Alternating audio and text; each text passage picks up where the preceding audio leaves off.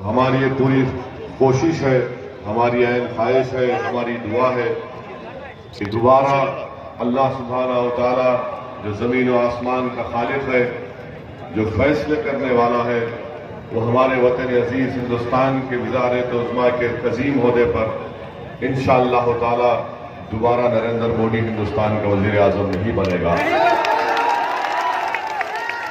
और हमारी ये पूरी कोशिश होगी मेरी अख्तरुल ईमान साहब की कि हमारी कामयाबी के बाद नरेंद्र मोदी वज़ीर आज़म ना बने, हिंदुस्तान के आसमान पर जो काले बादल मंडरा रहे हैं, जो फिरका परस्ती और जुल्म के बादल मंडरा रहे हैं, मुझे पूरा यकीन है कि किशनगंज की आवाम और बहादुरगंज के ये गयूर और बहादुर आवाम आपकी ताईद और दुआओं से हम इंशाअल्लाह ताला इन काले बादलों को हटाएंगे और यकीनन इंशाअल्लाह ताला हम गरीब और मजलूम अक़लियतों की एक नई सुबह होगी।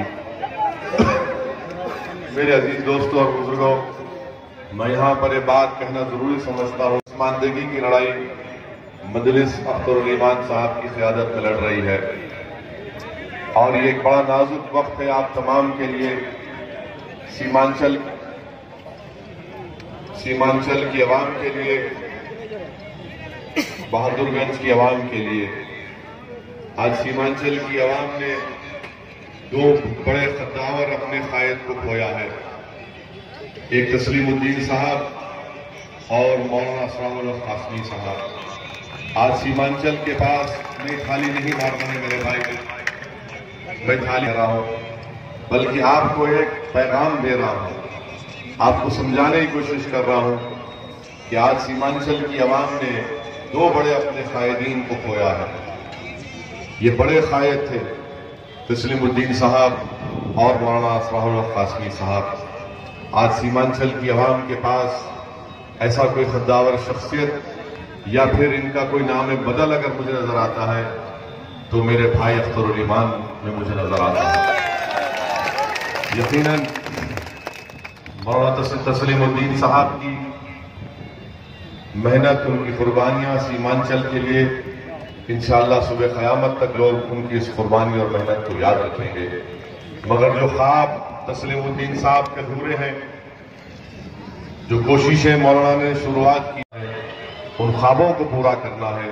मैं आपसे अपील करने आया हूं, आपसे गुजारिश करने आया हूं कि अख्तरुल ईमान साहब के हक में आप अपने वोट का इस्तेमाल करिए और इनको कामयाब करिए। मेरे अजीज दोस्तों और बुजुर्गों, सीमांचल के इस इलाके में, किशनगंज के इस पार्लिमानी हल्के में अलीगढ़ मुस्लिम यूनिवर्सिटी की आप तमाम ने मेहनत और कोशिशों से हासिल किया। आज और अलीगढ़ मुस्लिम यूनिवर्सिटी की जमीन कटते जा रही है, अलीगढ़ मुस्लिम यूनिवर्सिटी खत्म होने के दहाने पर है। हम आपसे वादा कर रहे हैं कि दिल्ली में जो नई सरकार बनेगी, एक नया वजीर आजम हिंदुस्तान को मिलेगा जिसका ताल्लुक बीजेपी से हरगिज नहीं होगा इंशाअल्लाह ताला। उस नए हुकूमत और उस नए वजीर आजम के पास मैं और अख्तरुल ईमान साहब इंशाअल्लाह ताला जाकर किशनगंज में जो अलीगढ़ मुस्लिम यूनिवर्सिटी का कैंपस है, हम लड़कर इंशाअल्लाह ताला उसको मजबूत बनाएंगे। उसके लिए पैसे मुख्तसस कराएंगे ताकि आपके इस सीमांचल और किशनगंज के पार्लिमानी हल्के के बच्चे जो ग्रेजुएशन की डिग्री मुकम्मल करने के लिए उनको 7 साल लग जाती है, हम इंशाअल्लाह ताला आपसे वादा कर रहे हैं कि आपकी वोट से कामयाबी मिलने के बाद आपका रुकने पार्लिमान और मैं खुद असदुद्दीन ओवैसी नई हुकूमत और नए वजीर आजम के पास जाकर उस अलीगढ़ मुस्लिम यूनिवर्सिटी के कैंपस को मजबूत बनाएंगे, उसको फाल बनाएंगे। उसमें जो चीजों की कमी है, जो जहां पर जो काम करना है वो काम करवाएंगे। तीसरी बात कि सीमांचल से इंसाफ की लड़ाई मजलिस में इसका आगाज किया है। ये अख्तरुल ईमान की कामयाबी के बाद खत्म नहीं होगी, बल्कि एक नई हुकूमत जो बनेगी हिंदुस्तान की पार्लियामेंट में, आप देखेंगे कि अख्तरुल ईमान की जो पहली तकरीर होगी, उनके तकरीर के अल्फाज ही होंगे कि मैं यहां पर चुनकर इसलिए आया हूं कि मुझे अपने गरीब सीमांचल की आवाम के लिए इंसाफ चाहिए। और मैं जानता हूं मेरे भाई, सीमांचल का एक 13 साल का बच्चा हैदराबाद में मेरे घर के सामने जो मस्जिद है उसमें काम बढ़ई का काम करता है। जब मैं उस बच्चे से बोला, मैं असर की नमाज पढ़ने गया था, तो मैंने उससे कहा कि मैं फुला तारीख को जा रहा हूं सीमांचल। तो उस बच्चे के आंख में आंसू आए और कहा कि साहब हमने अपने अम्मा और अब्बा को बोलेंगे कि मजलिस पार्टी को वोट देना, पतन साहब को वोट देना। और उस बच्चे की आंखों में आंसू थे। मैंने उससे पूछा कि बेटा जज्बाती क्यों हो गए? तो बोला कि देखिए आज हमारे घर में हमारे छोटे भाई बहन हैं और हम 13 साल के हैं और हमारी कमाई से हमारा घर चलता है। मेरे भाई ये जुल्म है उन बच्चों के ऊपर। हमारी कोशिश और अख्तरुल ईमान साहब का ख्वाब एक ही है कि किशनगंज के हर मासूम बच्चे के ऊपर मुस्कुराहट हो, किशनगंज के हर नौजवान की आंखों में आंसू ना हो, यहाँ पर अमन हो, यहाँ पर इंसाफ मिले। ये कब होगा मेरे अजीज दोस्तों और बुजुर्गों? जब आप अपने वोट से अपने उन मासूम बच्चों के चेहरों पर मुस्कुराहट अगर आप देखना चाहते हैं, अगर आप नौजवानों की आंखों में आंसू नहीं देखना चाहते, अगर आप अपने बच्चियों का अच्छा मुस्तकबिल देखना चाहते हैं, तो अल्लाह ने हिंदुस्तान के आईन के जरिए आपको हथियार दिया। आप उस हथियार को इस्तेमाल करो। याद रखो, जज्बाती नारों से तुम्हारी नाइंसाफी खत्म नहीं होगी, जज्बाती तकारीर से तुमसे कोई इंसाफ नहीं किया जाएगा।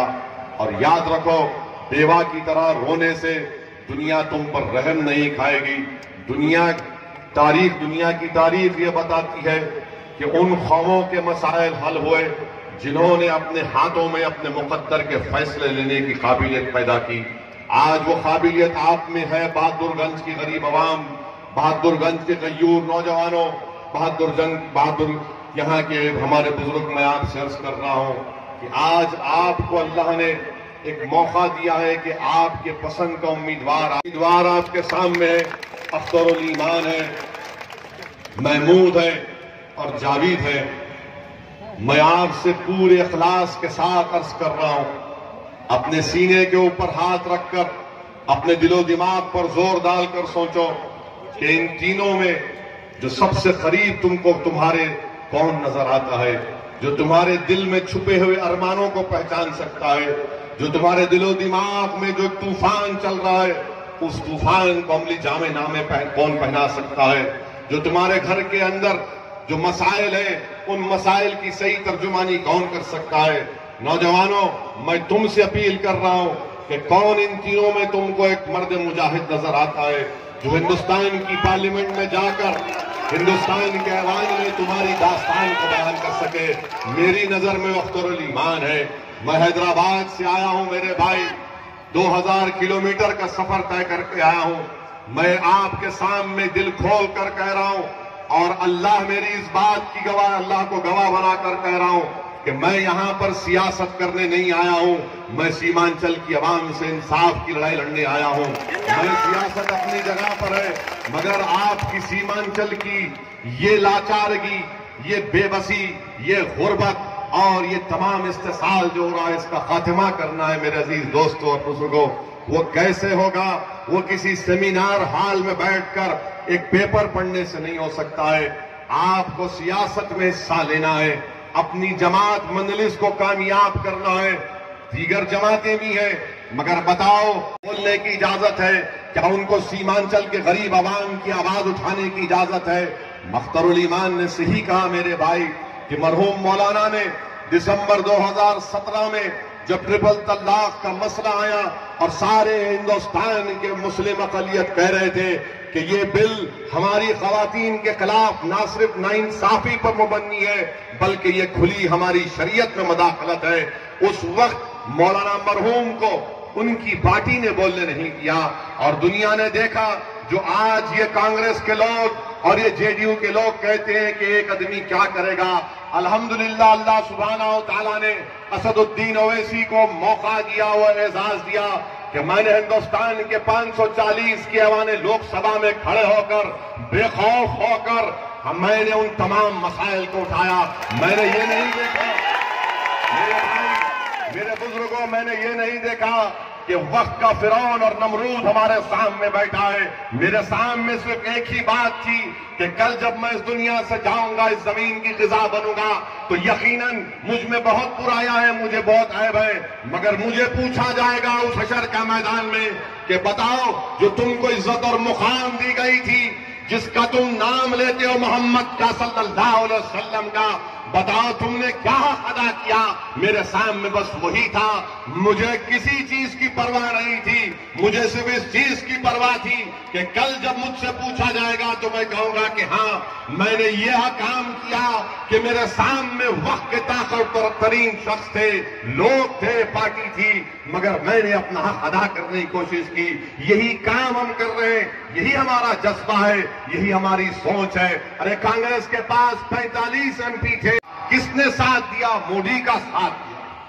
मोदी का साथ दिया 2017 दिसंबर में। मैं चैलेंज कर रहा हूं, मेरी बात को झूठ साबित करो तुम। मेरे भाई, लोग कहते एक से क्या होगा? अरे एक शख्स चेहरे पे दाढ़ी और सर पे टोपी, जिस्म पर शेरवानी, तो सबको परेशानी हो गई वहां पे।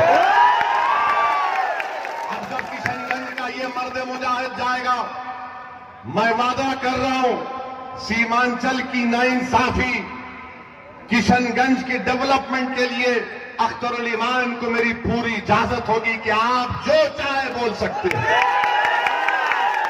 ये हम में और उनमें फर्क है। और फिर ये लोग जो कह रहे हैं कि एक से क्या होगा, अरे पापियों, जरा ये तो बताओ, दुनिया को एक ने बनाया या दो ने बनाया? इस दुनिया में सूरज तो जिसने बनाया वो एक ने बनाया या दो ने बनाया?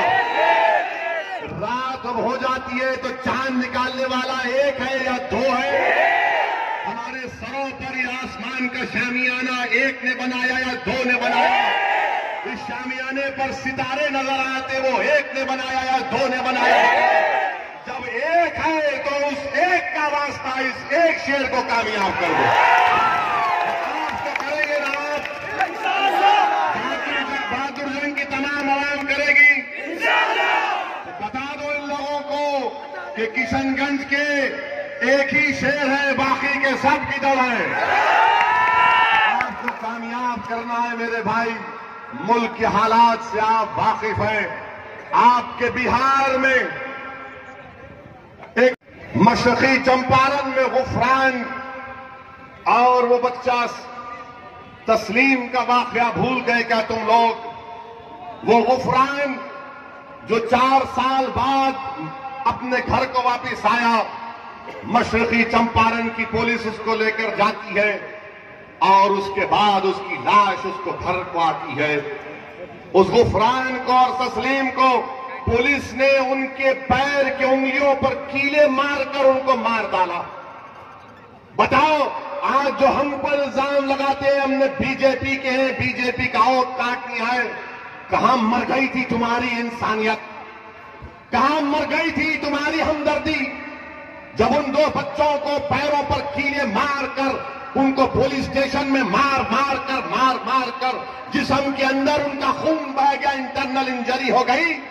बताओ, जो हमारी हमदर्दी का दावा करते हैं, जो हमारे वोट पर इख्तिदार की कुर्सियों पर बैठते हैं, जो हमारे वोट के सदक़े पर चीफ मिनिस्टर बनते हैं, बताओ तुम्हारी मोहब्बत खत्म कैसे हो गई? जब उन बच्चों की लाशें आई, वो पुलिस का इंस्पेक्टर 10 मार से भागा हुआ है, जिसने हमारे बच्चों के पैरों पर कील मारा, वो भागा हुआ है। और आज आकर आप हमसे पूछ रहे हैं, अगर अख्तरुल ईमान MP होता, अगर अख्तरुल ईमान को किशनगंज से MLA बना दिया जाता, तो खुदा की कसम उस पुलिस स्टेशन पर धरना दिया जाता अब तक। अगर कोई पूछने वाला नहीं है, ये लोग सिर्फ बयान देते अखबार में और समझते कि हमने हक अदा कर दिया। और मरने वालों के घर में आज उस गुफरान के 2 मासूम बच्चे हैं, छोटे, जो यतीम हो चुके हैं। मेरे भाई, जुल्म की दास्तान और फहरिस्त बहुत लंबी है। अगर मैं गिनाना शुरू करूं तो कहां शुरू करूं, कहां खत्म करूं?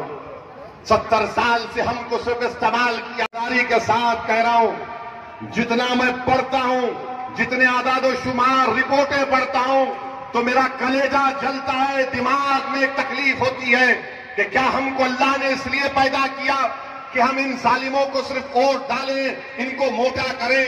क्या अल्लाह ने हमको सिर्फ इसलिए पैदा किया कि हम इनको वोट डालकर हमारी लाशों पर इनके इख्तिदार के महल तामीर हो? क्या अल्लाह ने हमको इसलिए पैदा किया कि हम इनकी गुलामी करें सेकुलरिज्म के नाम पर? नहीं मेरे भाई, अब इनकलाब लिखना पड़ेगा, इनकलाब का आगाज करना पड़ेगा। आपको, नौजवानों को, बुजुर्गों से कह रहा हूं, आप हमारी सरपरस्ती करो, उलेमाओं से कह रहा हूं हमारे लिए दुआ करो। हमारी लड़ाई इंसाफ की लड़ाई है। हम किसी मजहब के खिलाफ ना थे, ना कभी रहेंगे इंशाअल्लाह ताला। हम संविधान के तहत, हिंदुस्तान के आईन के तहत अपने हुकूक को मनवाना चाहते हैं। हमको हमारा हक मिलना चाहिए। हम किसी के गुलाम नहीं है। तुम 70 साल से ऊंची टेबल और कुर्सी पर बैठकर हमारे मुस्तकबिल के फैसले किए। आज मंजलिस ये कह रही है कि जब तुम उस कुर्सी पर बैठोगे, उस टेबल पर बैठोगे, तो अख्तरुल ईमान को भी बिठाना पड़ेगा। अख्तरुल ईमान बैठकर हमारे मुस्तकबिल के फैसले करेगा। तुम हमारे मुस्तकबिल के फैसले नहीं किए, तुम तो हमको बर्बाद कर दिए। तुम्हारे खानदान के लोग, तुम्हारे घरों में चिराग लग गए, महलात बन गए, और हमारे मुकद्दर में गुर्बत, बर्बादी, और हमारे घर को हमारे बच्चों की लाशें आती हैं। मेरे भाई, मैं आपसे गुजारिश करने आया हूं कि ये जेडीयू मोदी, ये नीतीश और मोदी की जोड़ी, अगर इसको समझाना है आपको कम वक्त में, तो ये लैला मजनू की जोड़ी है। ये नीतीश और मोदी की जोड़ी लैला मजनू की जोड़ी है। अब मुझसे मत पूछिए कि इसमें लैला कौन है। मोहब्बत है, कभी खत्म नहीं होगी, याद रखना। इसने धोखा देकर वोट हासिल किया, और आज आप देखते हैं कि नीतीश अपने महबूब की बाहों में लेट कर सो रहा है, मोदी का नाम ले रहा है। मेरे अजीज दोस्तों और बुजुर्गों, 18 तारीख के दिन आपसे अपील कर रहा हूं कि सीमांचल की पसमानदगी को दूर करने के लिए, सीमांचल की बेबाक आवाज को हिंदुस्तान के पार्लियामेंट में पहुंचाने के लिए, तस्लीमुद्दीन और मौलाना असराउल हक मरहूम के ख्वाबों को और उनकी तमाम चीजों को पूरा करने के लिए आप अख्तरुल ईमान को कामयाब करिए। अलीगढ़ मुस्लिम यूनिवर्सिटी के काम को करवाना है। इंशाअल्लाह ताला हिंदुस्तान में एक नई हुकूमत बनेगी। आप याद रखना मेरी इस बात को, और आप याद रखना कि रमजान का महीना होगा। 23 मई को 17 रमजान है। 23 मई को 17 रमजान है। 17 रमजान को क्या हुआ था? क्या हुआ था 17 रमजान को? क्या हुआ था? मारे के हक को बातिल हुई थी। 17 रमजान को कुदरत ने दिखा दिया कि जो लोग निहत्ते थे, जिनके पास कुछ नहीं था, जिस तरह आज हमको इल्जाम लगाया जा रहा है, उन 313 ने बता दिया कि हमारे पास न ताकत थी तो उसकी फिक्र नहीं है, हमारे पास साजो सामान नहीं है तो उसकी फिक्र नहीं है, क्योंकि हमारे असलाफ ने हमको बताया कि जो कौम अल्लाह की कुदरत पर तवक्कल करके लड़ती है, अल्लाह उनको गैब से कामयाब करता है। और याद रखो, जब 23 मई को नतीजा आएगा, इंशाअल्लाह ताला जिस तरह अबू जहल गया, इसी तरह इस हिंदुस्तान के तमाम अबू जहल का अल्लाह सियासी तौर पर खातिमा करेगा, हमको निजात मिलेगी। तो मुत्तहिद रहिए।